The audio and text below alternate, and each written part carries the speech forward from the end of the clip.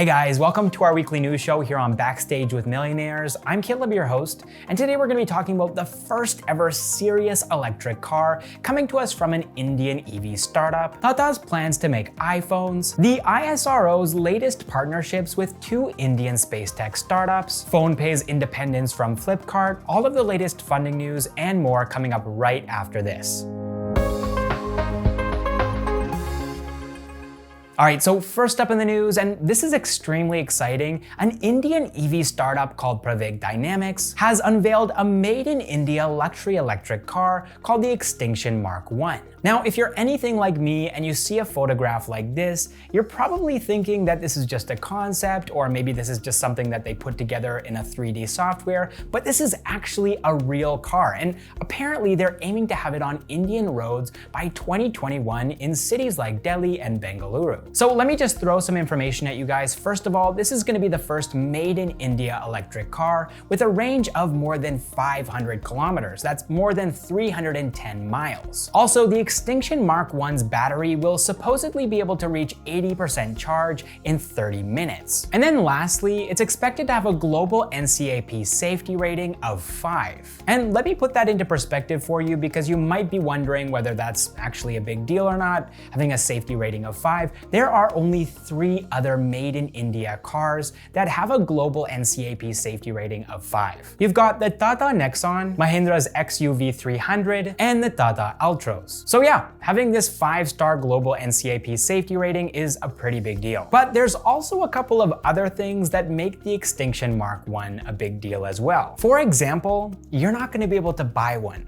No, it's not because of the price tag, which hasn't yet been announced. And it's also not because they're only going to be manufacturing 2,500 Extinction Mark 1s every single year, which is going to make it a pretty exclusive and rare EV. No, the reason that you're not going to be able to buy an Extinction Mark 1 is because Pravaig Dynamics is not selling them to customers. Instead, they're going to be leasing them to fleet operators. So the way that this is going to work is these fleet operators are going to be paying a monthly subscription fee to have access to these vehicles. And along with the vehicles, they're also going to be receiving a trained chauffeur. This subscription is also going to cover the cost of any electricity that's consumed during the operation of these vehicles. And it's also going to cover the cost of installation of charging stations at the office of the fleet operator. So yeah, this is obviously a very unconventional approach, and it seems like all around Pravaig Dynamics is a very unconventional company. So I'm actually really curious to know what you guys think of this vehicle, not just in terms of the appearance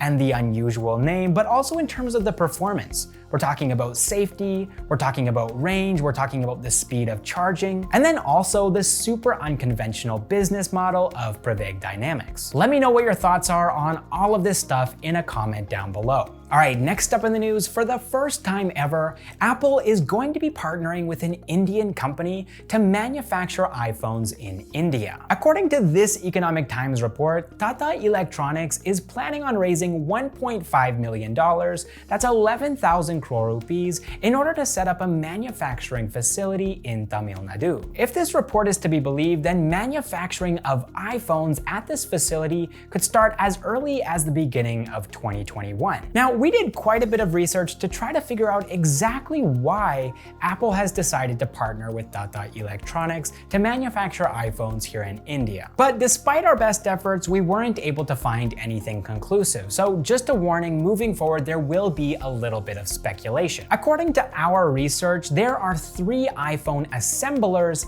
here in India: Foxconn, Pegatron, and Wistron. These 3 companies don't manufacture iPhones in India, they just assemble them. So our theory is that Apple is deciding to partner with Tata Electronics to actually manufacture iPhones from scratch. And by doing this, they'll be able to take advantage of the PLI scheme. That's the Production Linked Incentive Scheme. This scheme provides incentives of between 4 and 6% to companies that are manufacturing smartphones here in India. And our theory is that so far, Apple hasn't been able to take take advantage of this scheme because they've only been assembling iPhones in India. They haven't been manufacturing them. Now, there's a good chance that if iPhones are manufactured in India, it'll make them cheaper. Because up until this point, Indians have been paying more for iPhones than people from a lot of other different countries. I'm personally really happy about this news. I'm glad that iPhones are going to be manufactured in India instead of just being assembled in India or even being manufactured outside of India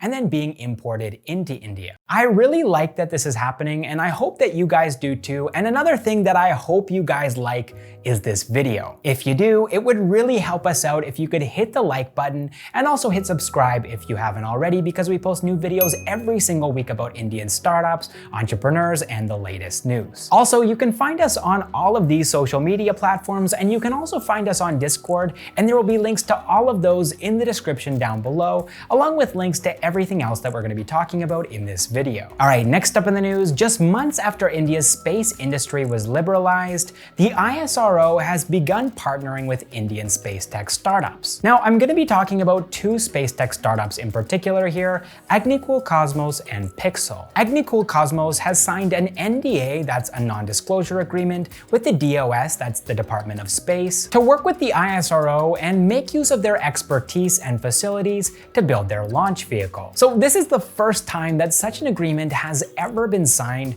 between the ISRO and a space tech startup, which means that it's really unique and special that it's happening to Agnikul Cosmos. Agnikul Cosmos was founded by Srinath Ravichandran and Moin SPM in 2016. And they're a Chennai-based space tech startup that's building a customizable rocket called Agniban. And then moving over to Pixxel, they're a Bengaluru-based space tech startup that's building a constellation of between 24 and 30 small Earth imaging satellites. Pixxel was founded in 2019 by OS Ahmed and Kshitish Kandawal, and they were planning on launching the first of these satellites on a Russian Soyuz rocket in the middle of 2020, but unfortunately that launch was delayed. Now though, they've decided to partner with New Space India Limited to launch their satellite with the ISRO's Polar Satellite Launch Vehicle in early 2021. Alright, next up in the news, Walmart is spinning off PhonePe to make it a separate entity. After the spin-off, Flipkart's stake will come down to 87%, Walmart is expected to get 10%, and the remaining 3% will be going to other investors. Also, Walmart has invested $700 million into PhonePe,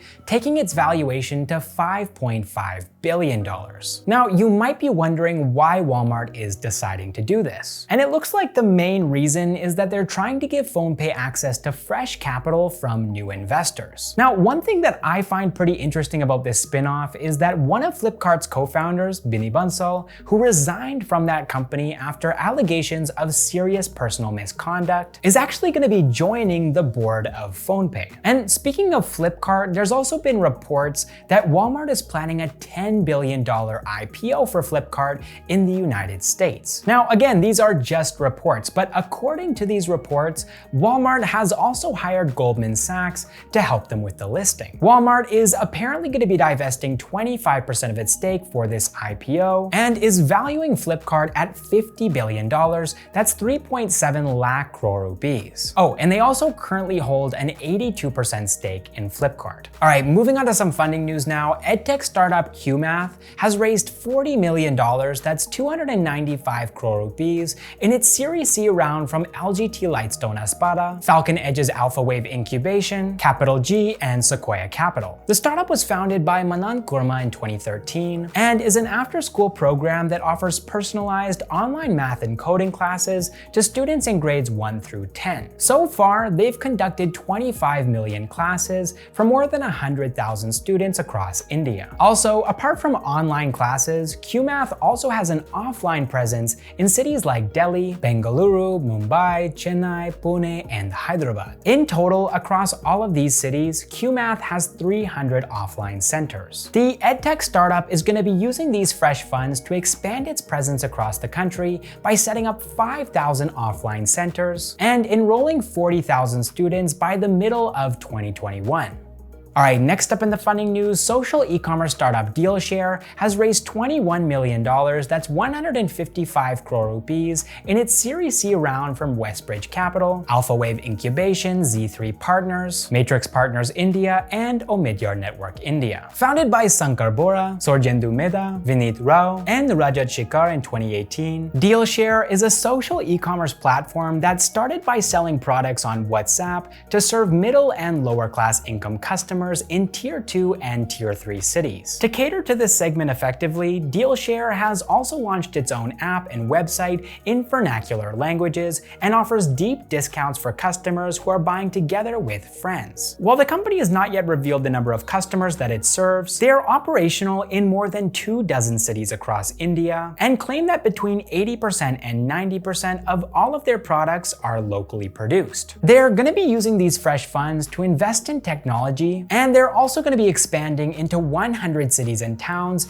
in 5 states across India by next year. All right, next up in the funding news, online fish and meat delivery platform FreshToHome has raised funds from the Abu Dhabi Investment Office. The Abu Dhabi Investment Office has invested a total of $41 million, that's 302 crore rupees, into FreshToHome and 2 agri-tech startups, NanoRacks and Pure Harvest. FreshToHome is already processing more than 15 lakh orders every single day, and they're clocking an annual revenue run rate of $85 million. They also claim that they're on their way to achieving $200 million in sales next year. FreshToHome is planning on using these fresh funds to expand their operations into Abu Dhabi. All right, that is all the startup news that I have for you guys this week. I hope you enjoyed the video, and like I said earlier, it would really help us out if you could hit that like button and also hit subscribe if you haven't already. Thank you guys so much for watching this episode of Backstage with Millionaires, and I will see you in the next one.